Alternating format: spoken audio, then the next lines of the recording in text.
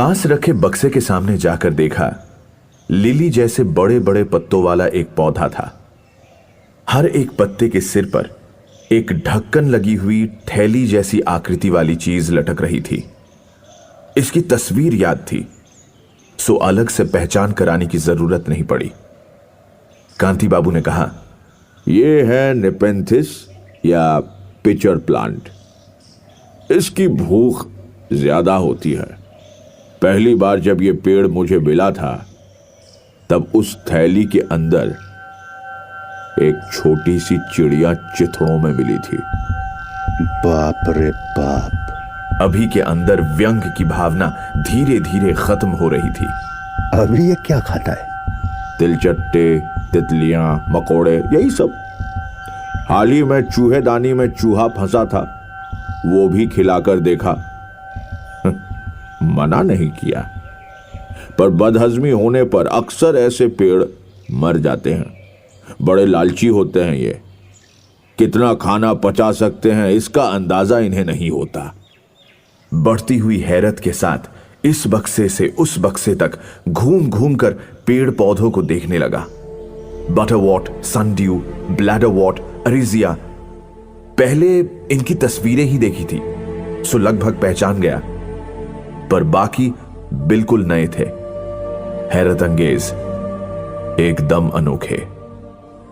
लगभग 20 तरह के मांसाहारी पौधे कांति बाबू ने जमा किए हैं, जिनमें से कुछ तो दुनिया में किसी और के संग्रह में है ही नहीं। इन सब में सबसे सुंदर पेड़ है सनड्यू। उसके छोटे छोटे पत्तों के चारों तरफ पतले से लंबे लंबे लटकते रोए के सिरों पे पानी की बूंदें चमचमा रही हैं। कांति बाबू ने एक धागे के सिरे से इलायची के दाने बराबर एक मांस का टुकड़ा लटकाकर धागे को धीरे धीरे पत्ते के पास ले जाते ही खुली आंखों से देखा, सभी रोए एक साथ मानो किसी लालची की तरह उस मांस के टुकड़े की तरफ तन गए। हाथ हटाकर कांति बाबू ने कहा, अगर मांस मिल जाता तो पत्ता फ्लाई ट्रैप की तरह ही उसे जकड़ लेता, फिर उसका सारा पोशाक चूस कर रहा सहा जो होता वो फेंक देता। तुम्हारे और हमारे खाने के तरीके से अलग नहीं है, क्या समझे? हम शेड से निकलकर बागीचे में आए। शिरीष के पेड़ की छाया लंबी होकर बागीचे पर पड़ रही है। घड़ी देखा तो 4 बज रहे हैं।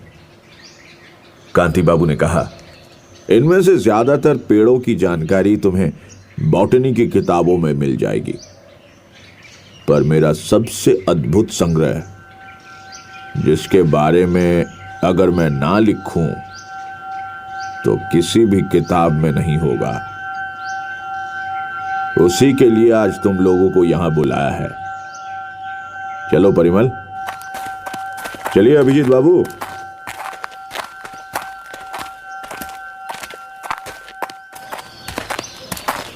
कांति बाबू के पीछे पीछे अब हम बड़े से कारखाने जैसे कमरे की तरफ बढ़े। टिन के दरवाजे पे ताला लगा है। दोनों तरफ 2 खिड़कियां हैं। उन्हीं में से एक को धक्का देकर खोला और खुद अंदर झांकते हुए हमसे कहा, देखो देखो। अभी और मैंने खिड़की से देखा। खिड़की की पश्चिमी दीवार के ऊपर 2 कांच की खिड़कियां थी, जिससे स्काईलाइट की वजह से कमरे में हल्की सी रोशनी थी। कमरे के अंदर जो चीज है, अचानक देखो तो पेड़ नहीं लगता, बल्कि एक से ज्यादा सूंडों वाला कोई अजीब जानवर दिखता है। ध्यान से देखने पर समझ में आता है कि एक तना भी है। वो 5-6 हाथ ऊपर की तरफ एक माथे जैसे आकृति पे जाकर खत्म होती है, और उस माथे से 1 हाथ नीचे माथे को गोलाई में घेरे हुए कुछ सूंड लटक रहे हैं। गिनकर देखा 7 सूंड थे। पेड़ का पूरा शरीर मुलायम सा पीलापन लिए हुए था और पूरे शरीर पर मतमैले गोल गोल दाग बने हुए थे। हालांकि पेड़ के सूंड फिलहाल बेजान से जमीन पर लटके हुए हैं, मानो निर्जीव हो, लेकिन फिर भी हल्का डर सा लगने लगा। आंखों को अंधेरे का अभ्यास होते ही एक और चीज गौर किया। उस कमरे की फर्श पर चिड़ियों के पंख बिखरे पड़े थे। जाने कितनी देर तक चुपचाप खो सा गया था। कांति बाबू की आवाज सुनकर सुध लौटी। फिलहाल पेड़ सो रहा है, बस जागने ही वाला है। अभी ने शक भरे लहजे में पूछा, क्या वो सचमुच एक पेड़ है? कांति बाबू ने कहा, मिट्टी से ही पैदा हुआ है तो पेड़ के अलावा और क्या कह सकते हैं इसे। वैसे आदतें पेड़ों जैसी नहीं है, शब्दकोश में कोई वाजिब नाम भी नहीं है। आप इसे क्या कहते हैं? सेप्टोपस यानी सप्तपाश। पाश यानी बंधन, जैसे नागपाश। हम घर की तरफ बढ़ने लगे। मैंने पूछा, ये पेड़ आपको मिला कहां? मध्य अमेरिका के निकारागुआ झील के पास ही घना जंगल है, उसके अंदर मिला। काफी ढूंढना पड़ा होगा। पता था कि उसी इलाके में मिलता है। तुम लोगों ने शायद प्रोफेसर डंस्टन के बारे में नहीं सुना। उद्भिद वैज्ञानिक और पर्यटक थे। मध्य अमेरिका में पेड़ पौधों की तलाश के दौरान ही जान से हाथ धो बैठे। उनके मौत की वजह किसी को नहीं पता। डेड बॉडी तक नहीं मिला। उनकी तत्कालीन डायरी के आखिर में इस पेड़ का उल्लेख मिलता है। इसलिए मौका मिलते ही मैं सीधे निकारागुआ पहुंच गया। ग्वाटेमाला के स्थानीय लोगों से इस पेड़ के बारे में सुना था। वो इसे शैतानी पेड़ कहते हैं। आखिर में ऐसे ही दो एक पेड़ नजर आए। इस पेड़ को बंदर और आर्माडिलो जैसी कई चीजें खाते हुए देखा है। काफी ढूंढने पर एक छोटा सा पौधा मिला, जिसे उठाकर मैं यहां ले आया। पिछले 2 सालों में इसका आकार कितना बड़ा हो गया है, यह तो तुम खुद ही देख रहे हो। अभी ये पेड़ क्या खाता है? जो देता हूं वही खाता है। चूहेदानी में चूहा फंसाकर खिलाया है, और फिर मैंने प्रयाग से कह दिया था कुत्ते बिल्लियां भी अगर कहीं डूब कर मर जाएं तो ले आए। सो उसने वो भी ला कर दिया। इसके अलावा मैं और तुम जो कुछ भी खाते हैं वो ये सब खाता है। मुर्गा, बकरा। आजकल इसकी भूख बहुत ज्यादा बढ़ गई है। खुराक पूरी नहीं हो पा रही है। कल शाम तो एक दिल दहला देने वाली घटना हो गई। प्रयाग गया था मुर्गा खिलाने। इसे भी ठीक उसी तरह खिलाना पड़ता है जैसे कि एक हाथी को खिलाया जाता है। पहले सर पे लगा ढक्कन खुल जाता है, फिर ये अपने सूंड में भोजन को लपेटकर सर के अंदर बनी गुहा में डाल देता है। कोई भी खाना खाकर कुछ देर तक शांत रहता है, फिर जैसे ही सूंड हिलाना शुरू करता है, समझ लो और खाना चाहता है। अब तक 2 मुर्गे या एक छोटे बकरे से ही दिन भर की खुराक हो जाती थी। कल शाम से हालात बदल गए हैं। कल दूसरा मुर्गा देकर प्रयाग लौट आया था। पेड़ जब बेचैन होता है तब सूंड पटकने की आवाज आती है। दूसरे मुर्गे के बाद अचानक सूंड पटकने की आवाज सुनकर प्रयाग पता लगाने गया। उस वक्त मैं कमरे में बैठा डायरी लिख रहा था। अचानक एक चीख सुनकर दौड़ा और जाकर देखा सेप्टोपस की एक सूंड ने प्रयाग का दाहिना हाथ कसकर जकड़ रखा है। प्रयाग जी जान से खुद को छुड़ाने की कोशिश कर रहा था, पर सेप्टोपस का एक और सूंड लपलपाता हुआ प्रयाग की तरफ बढ़ रहा था। मैं दौड़ कर गया और एक लाठी लेकर सूंड पर जोरदार प्रहार किया और किसी तरह प्रयाग को बचाया। पर चिंता का विषय यह है कि प्रयाग के हाथ से कुछ मांस सेप्टोपस ने नोच लिया था और उसने वही पेट में भर लिया, और यह मैंने खुद अपनी आंखों से देखा था। हम चलते चलते बरामदे की तरफ पहुंचे। कांति बाबू एक कुर्सी पर बैठ गए, फिर जेब से रुमाल निकालकर माथे का पसीना पोंछते हुए कहा, सेप्टोपस के अंदर इंसानों के प्रति लालच या आक्रोश भी हो सकता है। इसका कोई लक्षण मुझे आज तक नहीं दिखा था। कल जब दिखा तो समझ लो इसे मारने के अलावा और कोई चारा नहीं है। कल ही खाने में जहर मिलाकर मारने की कोशिश की थी, लेकिन पेड़ की बुद्धि देखकर मैं हैरान हो गया। उसने जहरीला खाना सूंड में उठाकर फेंक दिया। अब एक ही तरीका है, गोली मारना। सो परिमल, अब शायद तुम्हें समझ में आ रहा होगा कि मैंने तुम्हें क्यों बुलाया है। मैंने कुछ देर चुप रहने के बाद कहा, गोली मारने से वो मरेगा या नहीं, क्या आप जानते हैं? इस बात पे कांति बाबू ने कहा, मरेगा या नहीं पता नहीं, लेकिन मुझे यकीन है कि उसके अंदर दिमाग नाम की एक चीज है। मुझे तो उसकी समझदारी का सबूत भी मिला है, क्योंकि मैं कई बार उसके नजदीक गया हूं। उसने कभी मुझ पर आक्रमण नहीं किया है। मुझे पहचानता है जैसे कुत्ता अपने मालिक को पहचानता है। प्रयाग के ऊपर उसके आक्रोश की वजह यह है कि प्रयाग ने कई बार उसे छेड़ने की कोशिश की है। खाने का लालच दिखाकर खाना नहीं दिया, कभी खाना उसके सूंड तक ले जाकर पीछे हटा लिया। दिमाग तो उसके अंदर जरूर है और उसी जगह पर है जहां होना चाहिए, यानी उसके माथे के अंदर। जहां से सूंड निकले हैं तुम्हें वही निशाना लगाना होगा। अभी ने फटक से कहा, अरे ये कौन सी बड़ी बात है, ये काम तो 1 मिनट के अंदर किया जा सकता है। परिमल, जरा तुम्हारी बंदूक। कांति बाबू ने हाथ दिखाकर अभी को रोका, कहा, सोते हुए शिकार को मारना सही नहीं है।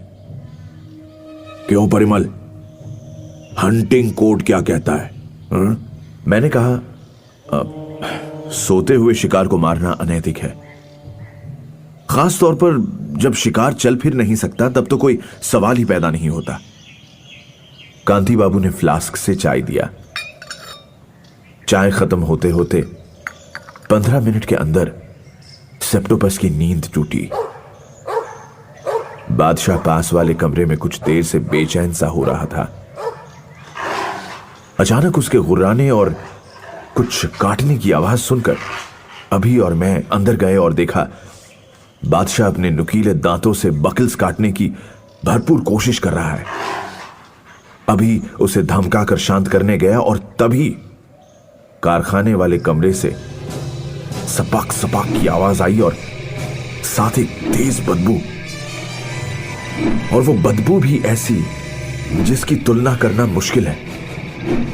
बचपन में टॉन्सिल के ऑपरेशन के वक्त क्लोरोफॉर्म सूंघना पड़ा था, कुछ वैसी ही बदबू थी।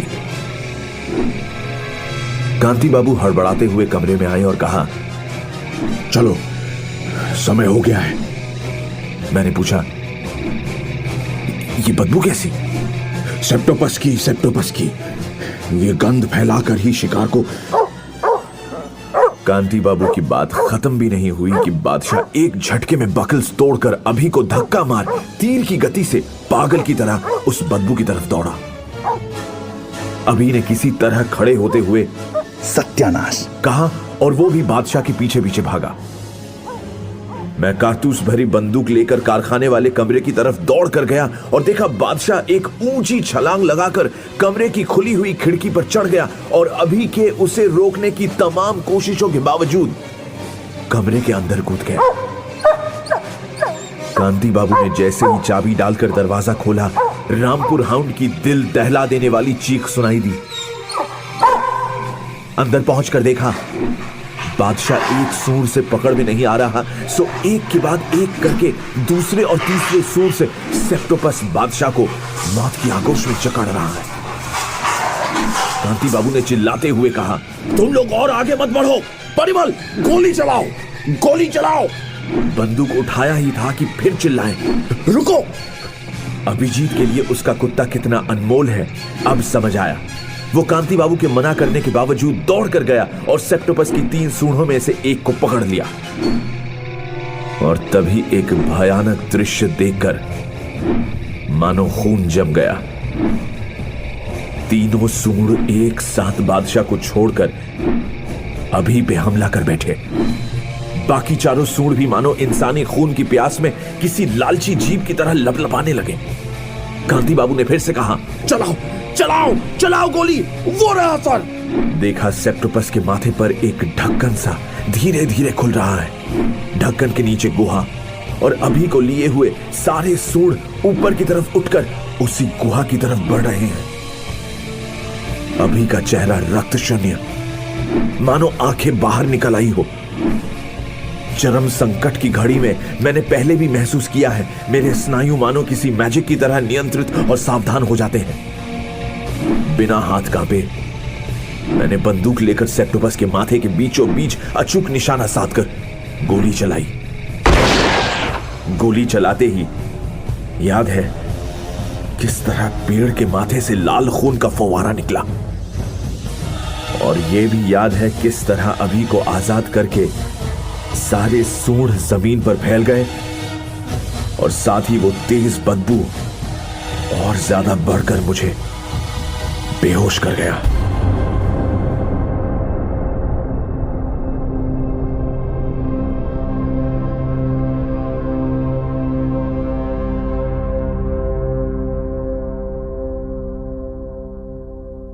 घटना के 4 महीने बीत गए हैं। इतने दिनों बाद फिर से अपने अधूरे उपन्यास पर काम कर रहा हूं। बादशाह को बचाया नहीं जा सका, पर इसी बीच अभी ने एक मैस्टिफ और एक तिब्बती कुत्ते का पिल्ला लिया है, और एक रामपुर हाउंड की तलाश में भी है। अभी की पसलियों की 2 हड्डियां टूटी थी, 2 महीनों के प्लास्टर के बाद जुड़ी है। कल कांति बाबू आए थे, कहा, सभी कीट भक्षी पेड़ पौधे हटाने की सोच रहा हूं, बल्कि आम साग सब्जियों के बारे में खोजबीन करना सही रहेगा। तोरई, परवल, करेला वगैरह। अगर चाहो तो तुम्हें कुछ एक पौधे दे सकता हूं। तुमने मुझ पर इतना बड़ा एहसान किया है। ये लो, एक नेपेंथिस। कम से कम तुम्हारे घर के कीड़े मकोड़े। मैंने रोकते हुए कहा, नहीं नहीं, वो सब आप फेंकना चाहे तो फेंक दीजिए। कीड़े मकोड़े पकड़ने के लिए मुझे पेड़ पौधे नहीं चाहिए। किंग कंपनी के कैलेंडर के पीछे से छिपकली की आवाज आई, टिक टिक टिक।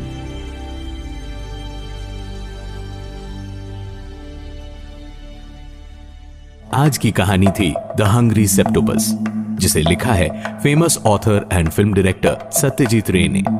कहानी का हिंदी एडेप्टेशन किया है अनिर्बान ने। कांति बाबू और परिमल का किरदार निभाया है मीन ने, और अभिजीत के किरदार में सुनाई दिए उमंग। कहानी का साउंड डिजाइन किया है शुभदीप ने, और कहानी डायरेक्ट की है इंद्रानी ने।